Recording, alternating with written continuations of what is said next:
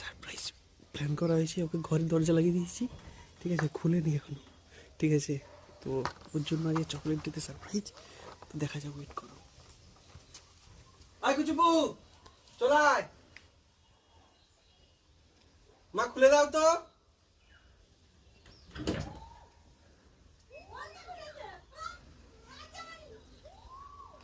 চল আয়, একটু বাইরে আয়। আয় কুচুপু, কুচুপু রে, আয় কুচুপু, আয় বাইরে একটু আয়, বাইরে আয়। Happy chocolate day. শয়তান, থ্যাংক ইউ।